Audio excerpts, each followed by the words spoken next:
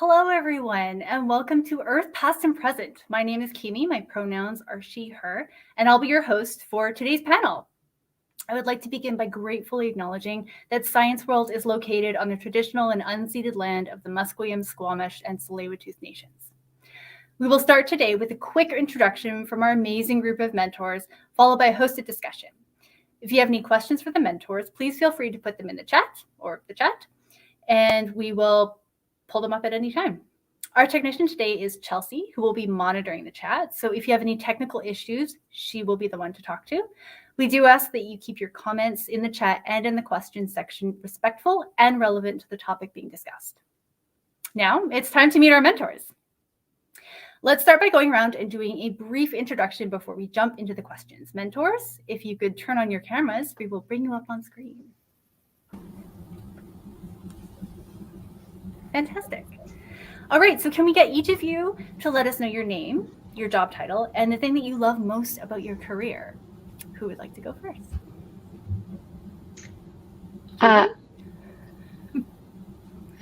You go first? Okay.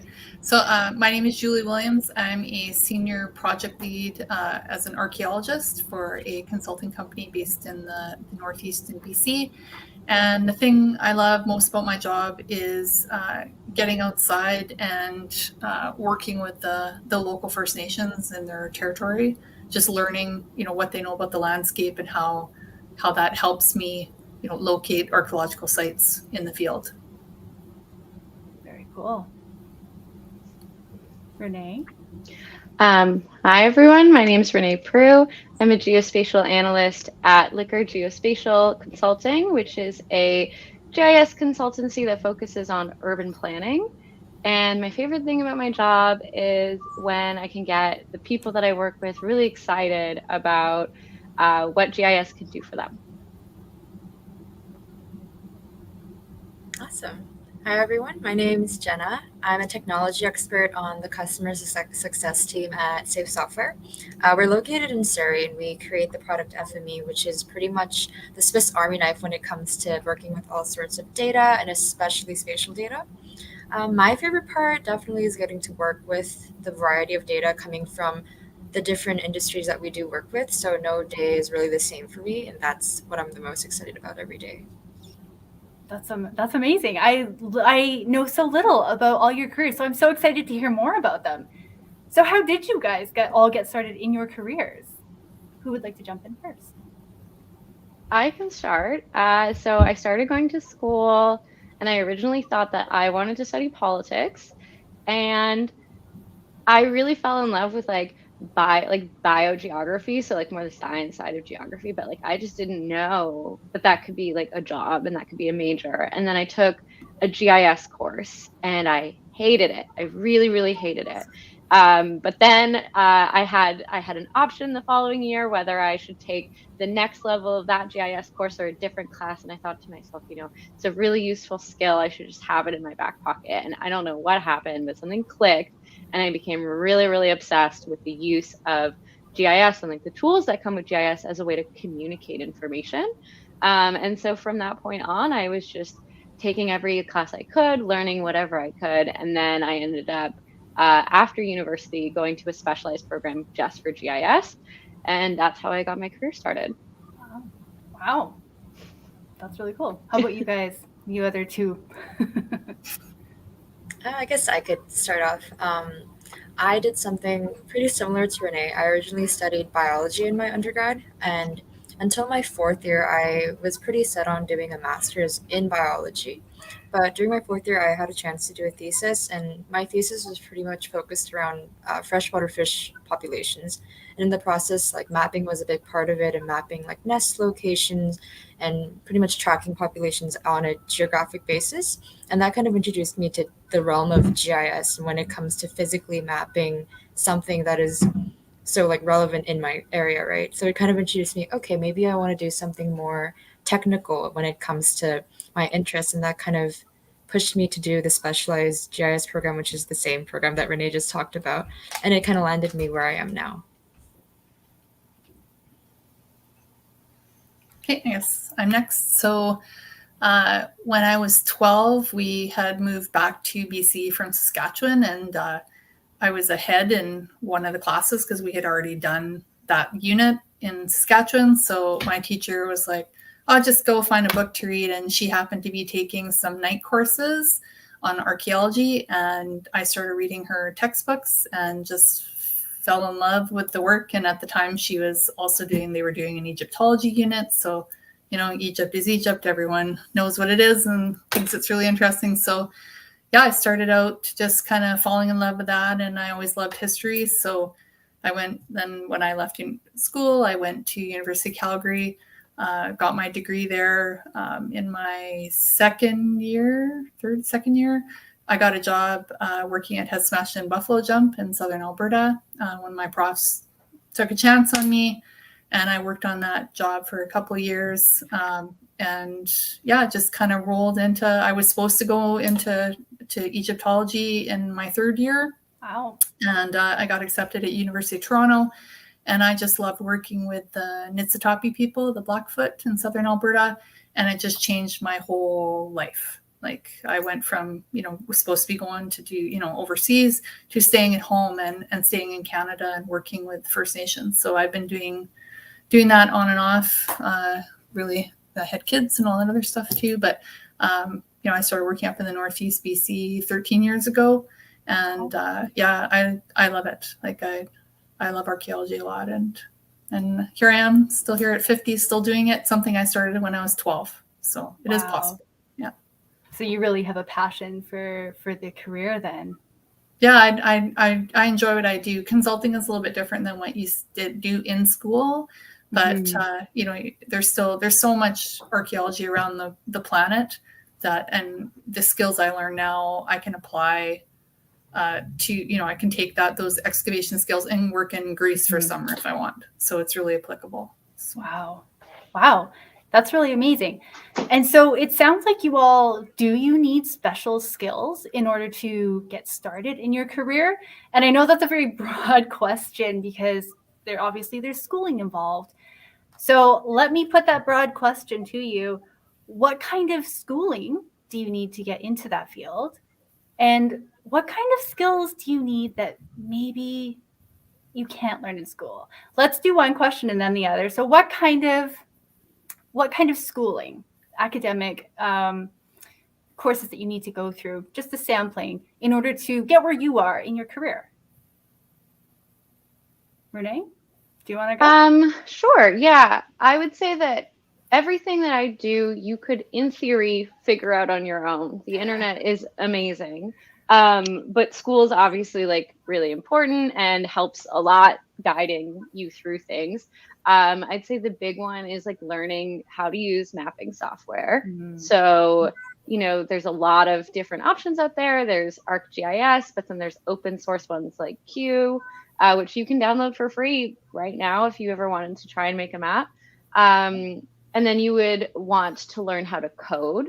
And those would kind of be the fundamentals of what you would want to do. Python would be the most important in the GIS world. But those are the two kind of main things. And that's one of the reasons why I did that specialized program, is because in university, they didn't teach you how to code. So that was something that was really important, that I could have either done a different program at a college, or I could have taught perhaps myself. But obviously it is a lot easier to prove that you know something when you've been to school.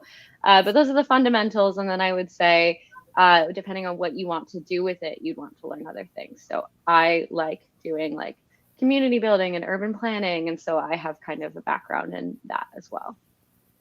Wow.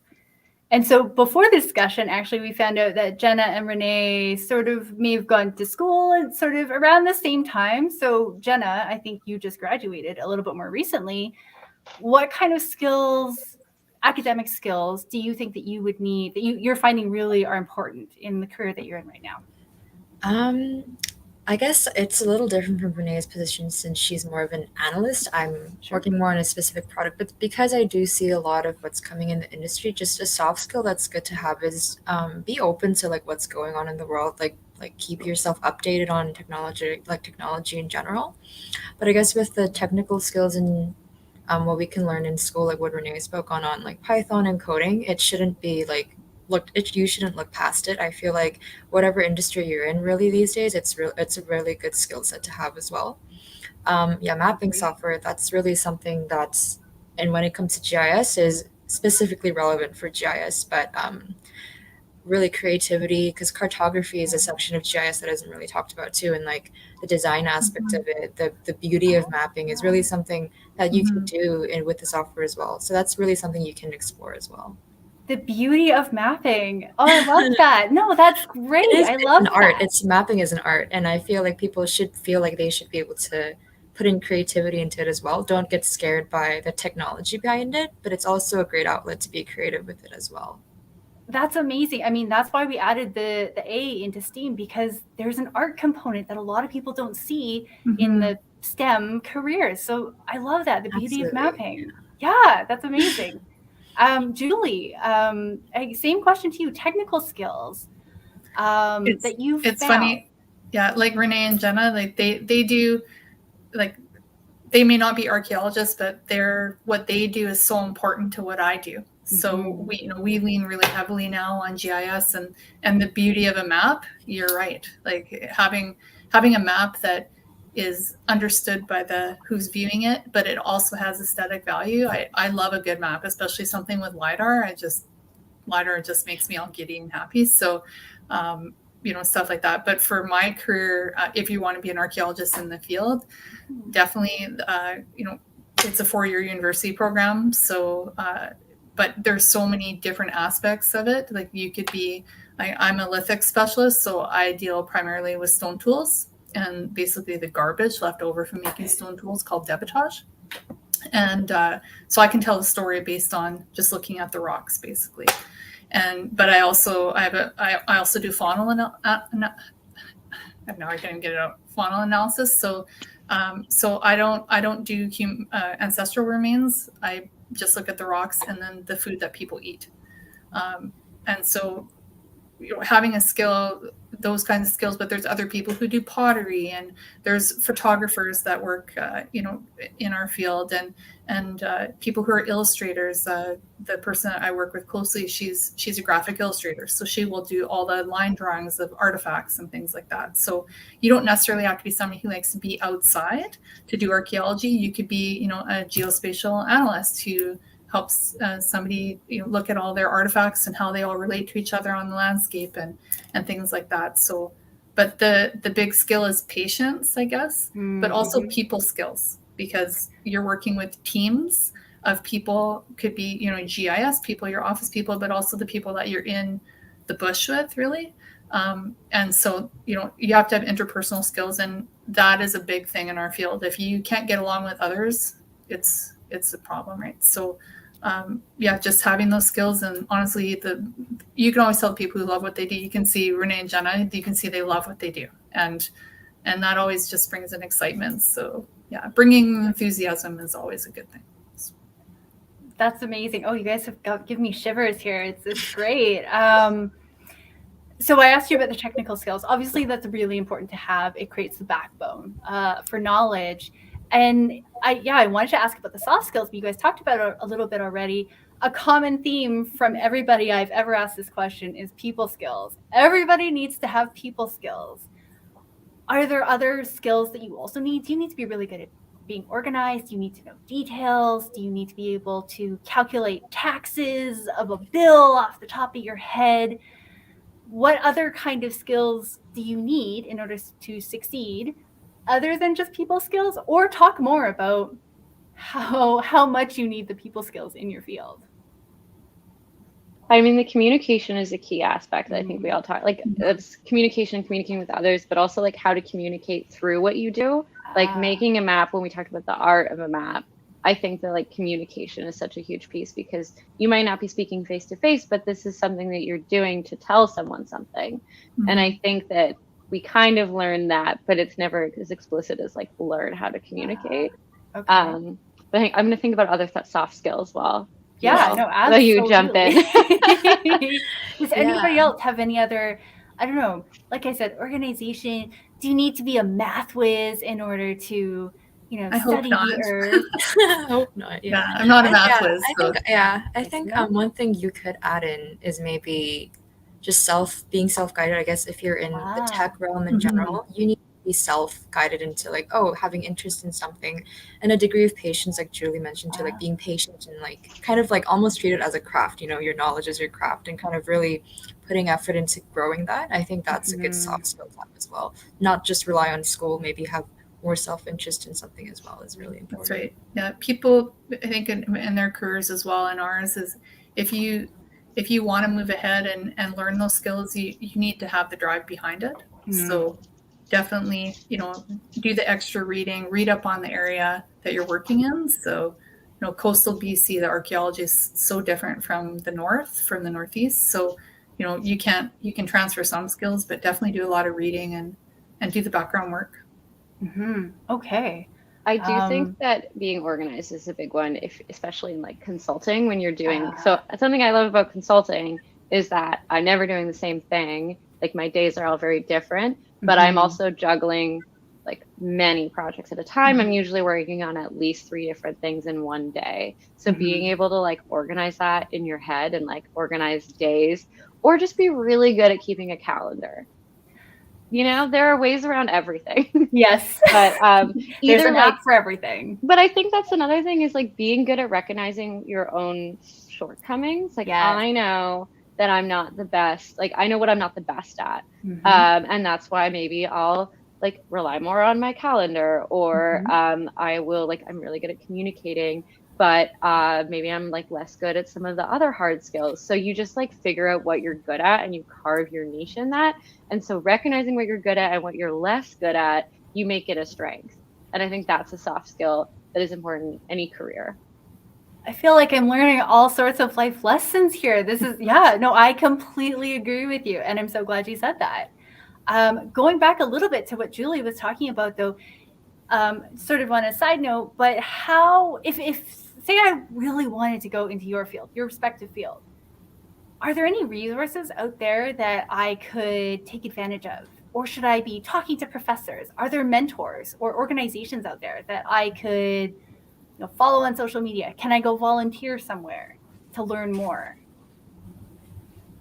I can answer that one right off the bat. So Science World has a great the SIS program. I'm going to totally plug the SIS program. Please do. Talk to your teachers. There's lots of volunteers. Like I volunteer for the SIS program. Sorry, I just want to jump in there and say SIS stands for Science and Innovators in the Schools. Yeah. Yes. So you can have somebody come in and talk about GIS, talk about archaeology, have someone come in. There's also the Archaeological Society of BC.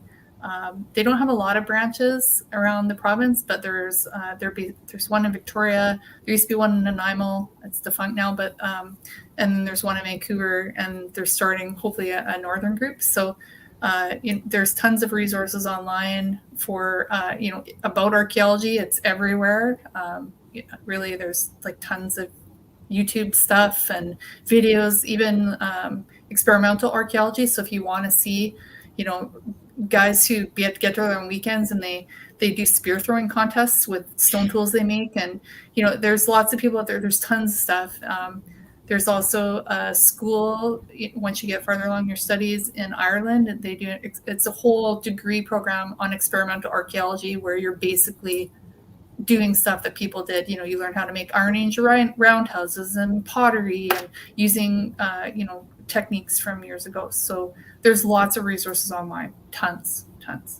And volunteering is a bit hard because of COVID and liability, but call your local archaeology company and see if they will do summer students, because we do them as well. So fantastic. All right. Renee, Jenna, did one of you guys want to jump in on your respective field?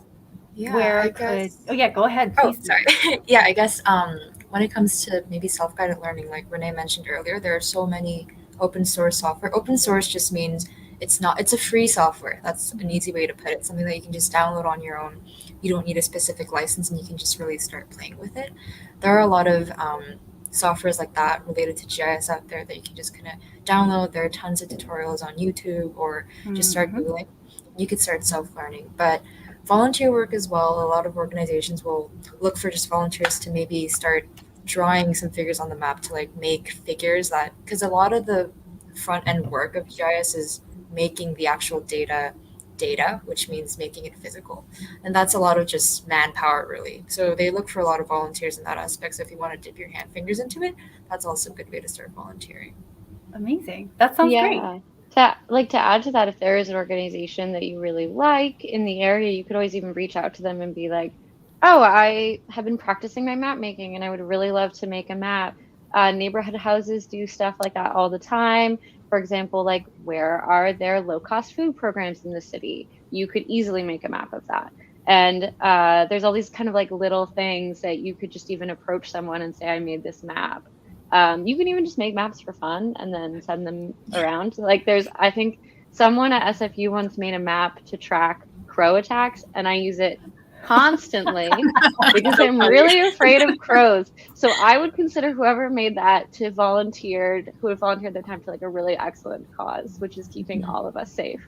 But like stuff like that, it doesn't have to be that someone asks you to do it, but you can just say, oh, you're doing great things, and there's something to do with addresses at some point, and I can make a map out of that. There's also, I was going to say specifically, QGIS is like the open source, like the main open source one that you'll find the most tutorials for. And then there are a ton of like Learn Python programs where they make it fun, kind of like those vintage, this is the people watching this is dating us, but like the typing games where like you type in something and they'd be excited. There's that for Python now. So that's cool. That's cool. Wow. Okay. And if you're watching this and you're not from Vancouver, we do have often a lot of crows. I believe that's what you're talking about, Renee. I should have specified. In Vancouver, around nesting season, crows will swoop you and it hurts. So people try to avoid the territorial crows. So you can map if there's been an attack, and usually that means there's a crow nest around and you don't want to hang out there. Wow. That's so funny.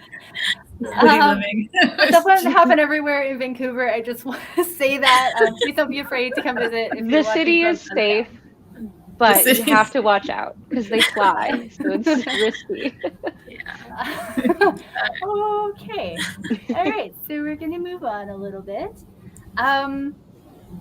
So I've asked you about skills and resources, and obviously right now it's 2022. We're still sort of partway through pandemic, and the pandemic has changed everything in the world. It's changed careers, it's changed fields. How has the pandemic, this is a twofold question, how has the pandemic changed your field, and how do you see it moving forward post-pandemic? Does that make sense? I can start to touch on yeah, that. Absolutely. I mean, I think generally just for obviously a lot of work from home stuff, I feel like that's been talked about a lot about, but something that I've noticed is in terms of like the projects that I'm getting, which is really awesome. I mean, COVID really exposed that like inequity in our society makes us a lot more vulnerable. And it's been really awesome to see how many municipalities are interested in equity related studies, kind of mapping out social vulnerabilities, or perhaps kind of looking at putting in new park spaces, or like shutting down city streets to create like communal congregation places that are more COVID safe. So the actual like work that municipalities are now willing to fund, or perhaps more willing to fund because of what the pandemic has taught us, has been really, really cool to see, because these are projects that I'm always really passionate about. Amazing. So it sounds like more outdoor work, or more work related to community health. Thank you. I think we've come to realize that it's very important, and I'm excited about that. And in a field that, say, someone who doesn't know much about your fields, that bridge, that connection is really interesting to hear about, and a very unexpected one from, like I said, someone outside of your field. So that's really cool to hear. Yeah. I guess the connection is what I would do for that is if someone was like, where should we shut down a city street to put picnic tables? What is the position that's going to make the least number of people upset because of traffic changes? So we could do something like that. Absolutely. And that affects everybody, traffic flow and changes and everything. That's really incredible and really cool to think about. Yeah, if I can actually just kind of add on to what Renee was saying, I guess this isn't really my job in specific, but maybe because GIS may be a very newish topic. Like, I know it's totally not introduced in all schools or maybe not even universities. One way that you can really say, oh, I've seen GIS in action before is, remember in the beginning of the pandemic when all these like maps were coming out tracking where COVID was coming out from, and that first map from Johns Hopkins University, that's what GIS is, a map that kind of shows data visually and you can kind of make decisions based off of it. I think since the pandemic happened, maps have been effective more than ever in tracking like health data, like Renee was mentioning. So that's a great way to kind of grasp your head around what GIS really is. That's a good intro. Very real world applications, and applications that we've all been exposed to very, very recently. So very top of mind. Julie, your field is a little bit different. How has the pandemic changed your field? For us, because we work outside mostly, it was mostly from a safety and increased safety component. We were shut down for a few months just because everyone was sort of, they wanted everybody to work from home and things like that. But generally, what we're seeing now is there are less archaeologists available because people have left the field. And this is the younger group. So we're not sure where they all went, actually. But that's what we're seeing, is that it has affected us in BC, and that there just aren't as many archaeologists. So we're in quite high demand, which is nice in one end, but it's hard to find people to do the work. So I think long term, people who are interested in archaeology who are watching this is your time. Like if you want a career, and you don't necessarily have to have that degree in hand in order to work in the field. You could be in for your first year, second year, third year, and be in the field doing archaeology in your summers, and then go to school in the fall.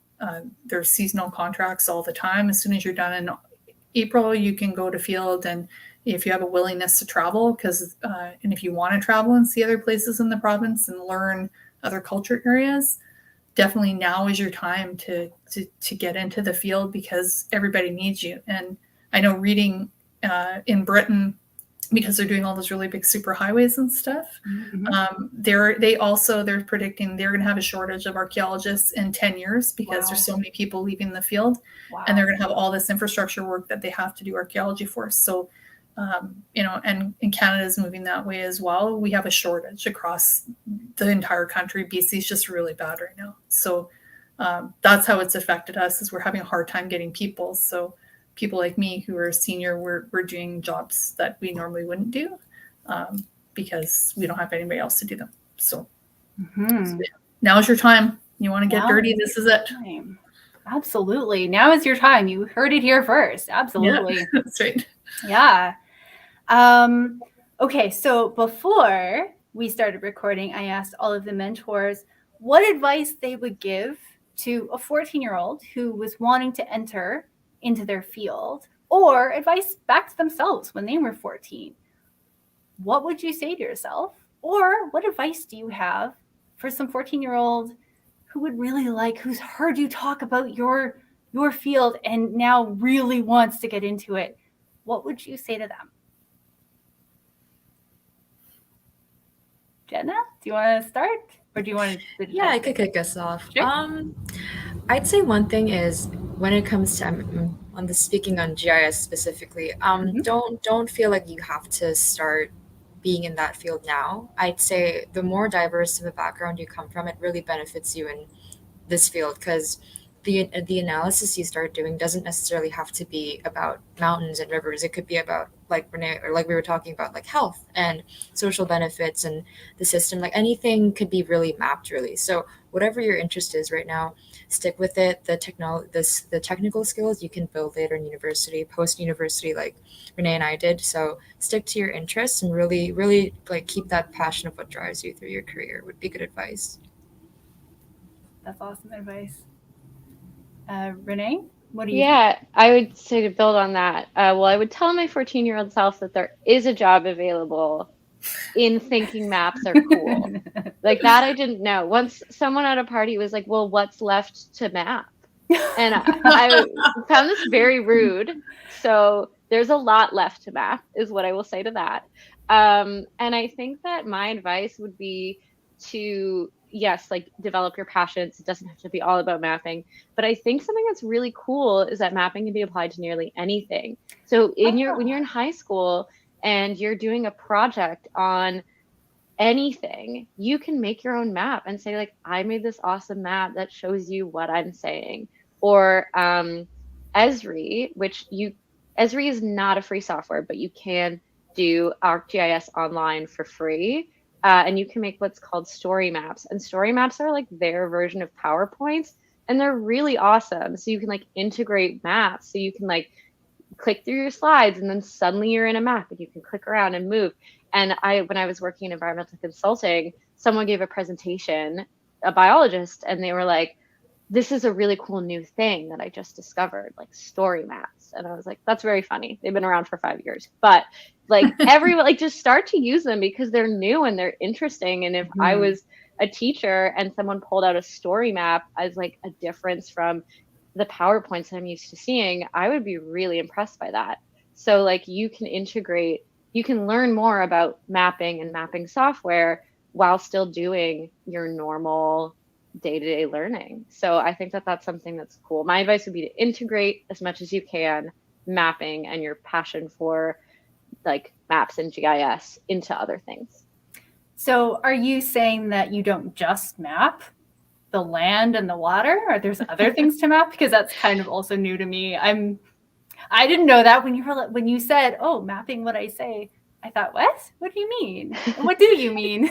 Well, you're always mapping. So you're making data, right? Like there's so much data out there. And, you know, the census just came out and that's all this new stuff that I can map and like, look at how our communities have changed. So there's always new things. And like, you can map something that you can make a map of things that you like in your neighborhood and just plonk them down. Or I was thinking for story maps, you're doing like a history report about like the history of the Cold War, and you can like move into a map of like the area, and then next slide is like photos from that time, you know, like it's just a way to integrate mapping into your normal day-to-day presentation because maps are almost always helpful. Absolutely. Yeah. No, I completely Now that Renee agree. Now that Oh, Renee's go ahead. also mentioned Esri, if you guys can jump on their Instagram page, they always post super creative maps, which will give you more of an idea into what Renee means by you can map anything. You can really map anything. I think I saw a map last Thanksgiving about the best something like best pumpkin pies around the nation based on recipe or something. It was a whole statistic. So if there's data, you can map it. So really check. You can find some really creative maps out there. That's definitely not a way I would have thought of mapping, but that is so cool. Yeah. That's so neat. Wow. And Okay. if you have sort of an anthropology leaning, like for people who are more into anthropology, one thing I wish I would have done, and now you guys can do because there's like Google is the best thing ever. I wish I would have sat down with my grandma before she passed away and actually did, you know, talked and gone through her, you know, gone on Google Earth and had her map out places she used to live, places that she you know, she knew history of people, our family members and all that stuff. And you can create a map of your family, and you can also do, you know, voice, so you can record them talking and have it linked to that map that you can do an oral history of your own family, because those kinds of things are lost through time. So I wish I would have done that. Those kinds of things that you think of when you're older, right? So, but those kinds of things, if you're ever doing a project, like definitely, you know, this open source software, you can link all sorts of things and make a family, almost like a storybook, using maps tied to voice files of that. So yeah, I've always wanted to do stuff like that. So the mapping, it's great that these guys are here because the mapping is a big thing for me too. I love the mapping. For that sure. comes up. Yeah. So Yeah, if you Google Google Earth flyover, that's the kind of the not software, but like the tool that you're talking about, and it's really cool. Yeah, and I've used that in some of my SIS work, is where I've showed kids how like to how the landscape is here on the coast, where people are actually interconnected. If you fly them through waterways in 3D, you're like, it's really only a 3-kilometer walk from this lake to this.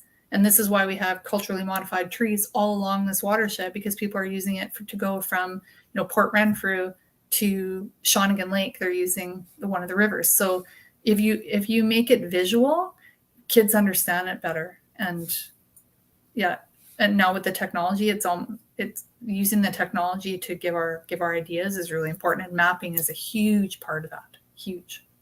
Absolutely. Yeah, I won't lie, I never thought about maps like that before, but you're all absolutely right. Julie, was that your answer? Do you think, if you were going to give advice to your 14-year-old self, because you were the only one left who we didn't quite get to about that?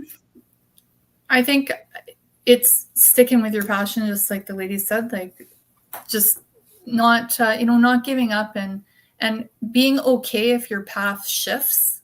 I started out wanting to do Egyptology, and here I am, doing work with First Nations in Northeastern BC. Like, be okay if your path shifts, because there's people you're going to meet, even if you take a job that maybe you don't think is related to your field. I did ecosystem mapping for 6 years, and all the plant information and the forest information I learned, and all the wildlife, I use it in my work as an archaeologist. So don't ever think that the little job you have isn't interconnected to how you can get another job later.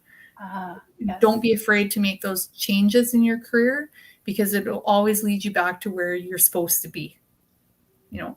And I only know that with perspective because I'm older, but don't be afraid to take those chances. If someone offers you a job, away from home, yeah, it might be scary, but don't be afraid. Don't be afraid to jump on it.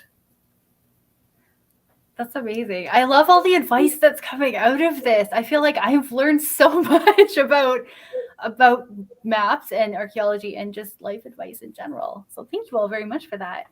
We are very quickly running out of time, but I'm wondering if I can ask you one last quick question. Can you all tell me, in maybe a sentence or two, what is the best part of your job? That's going to be a big thing. So can you take the best part of your job and distill it down into a couple sentences? And I'm trying to stall for time so that you guys have a bit more time to think about it. I already know. Yeah. Go ahead. Okay. Go ahead. Because people always ask us, "Oh, what's the coolest thing you've ever found?" and things like that. And I won't lie, when you're